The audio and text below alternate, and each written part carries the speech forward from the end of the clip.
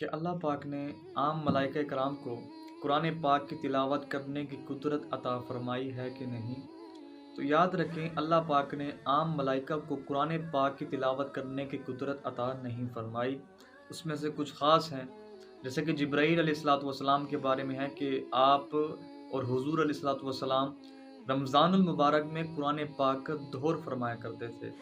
اور امام اہل سنت امام شاہ امام احمد رضا خان فاضل بریلوی رحمۃ اللہ تعالیٰ علیہ فرماتے ہیں کہ اللہ پاک نے عام ملائکہ کرام کو قرآن پاک کی تلاوت کرنے کی قدرت عطا نہیں فرمائی۔ ان کو بہت زیادہ شوق ہوتا ہے قرآن پاک کی تلاوت کا، تو جب ان کو شوق ہوتا ہے تو یہ قاری کے لب پر اپنے ہونٹ رکھتے ہیں، اور قاری قرآن جب قرآن پاک کی تلاوت کرتا ہے تو اس سے یہ خوب لطف اٹھاتے ہیں۔ تو ہمیں چاہیے کہ اس سے ہمیں سوچنا چاہیے کہ اللہ پاک نے عام ملائکہ کو یہ قدرت عطا نہیں فرمائی، لیکن ہمیں یہ قدرت عطا فرمائی ہے۔